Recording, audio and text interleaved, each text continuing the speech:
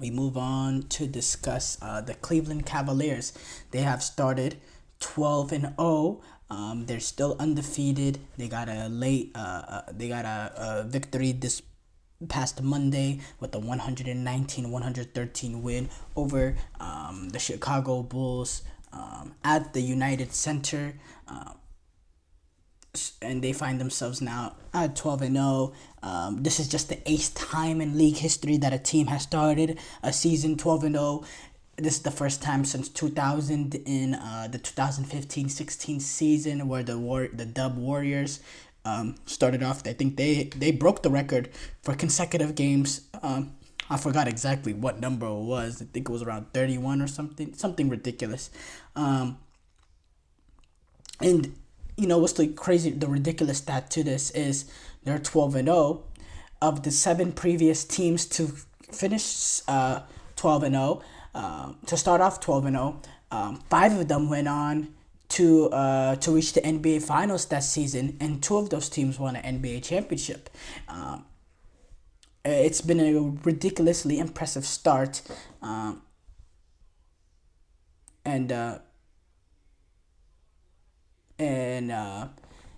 it's no. It's the Warriors. The Warriors, they won their first 24 games of the regular season. That's the record, not 31. Yeah, it was 24. And by the way, what's also a crazy stat? LeBron James, arguably the greatest player in NBA history, he never managed to start off like that with the Cleveland Cavaliers.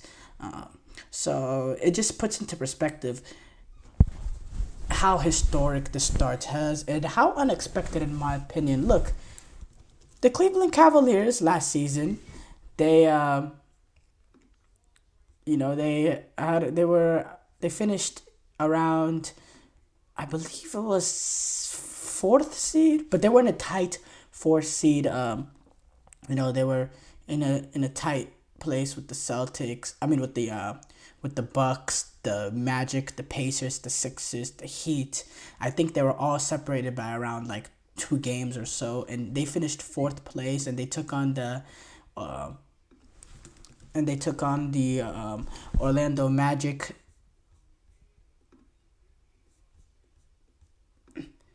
And they took on the Orlando Magic, and it took a game 7 to get that victory. A second half comeback in that game. Donovan Mitchell ended up taking over that game 7, and it got the Cavaliers to reach the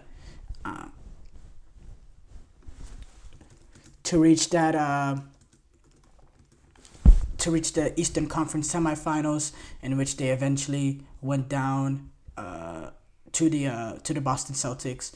They lost to the eventual finals winners, but it was a Cleveland Cavaliers team that we didn't, I didn't see this sort of rise coming, but they fired JB Pickerstaff. They brought in Kenny Atkinson.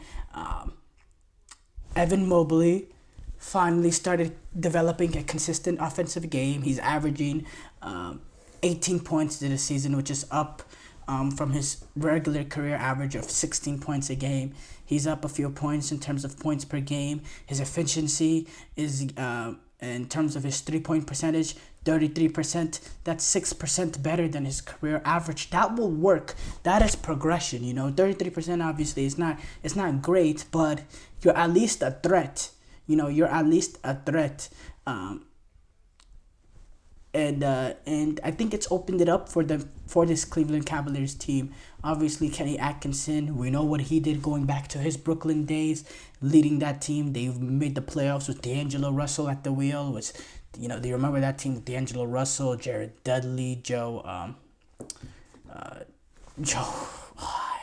He's Joe Harris. That's what it was.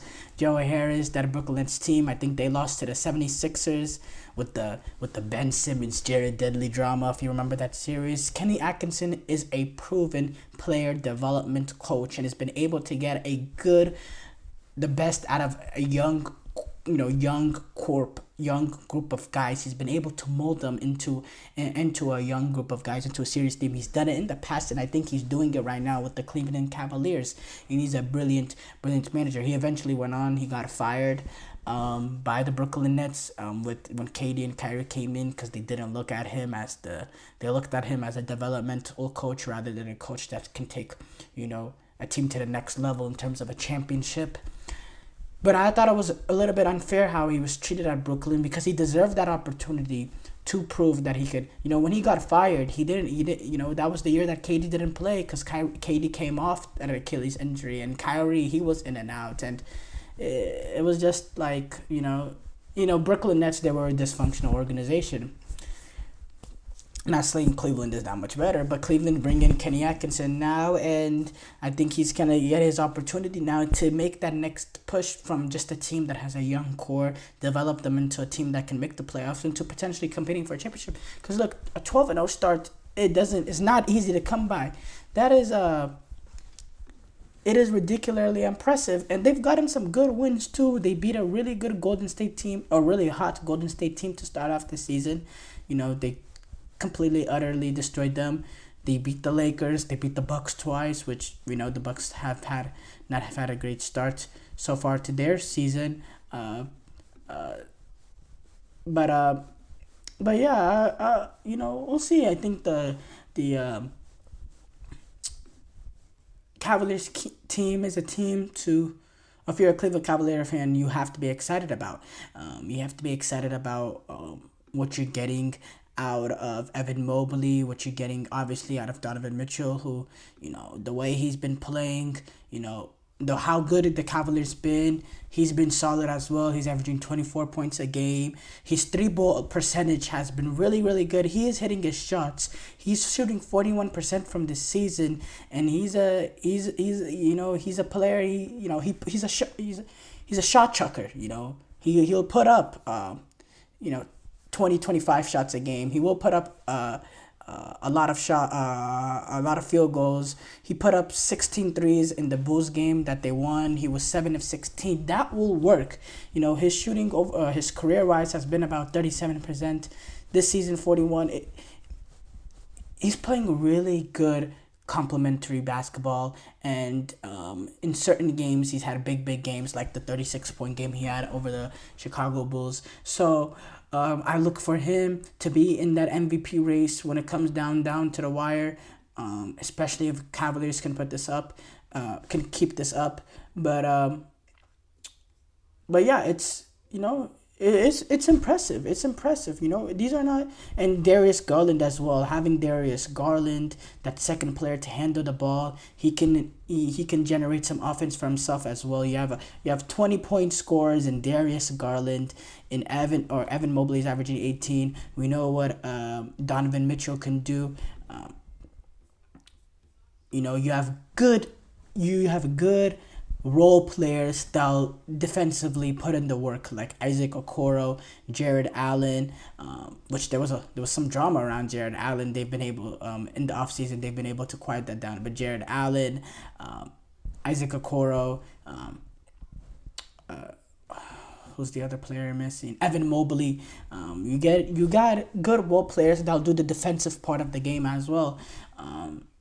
So yeah, and then you have some players that can come off the bench that can give you a bucket, like Karis LeVert.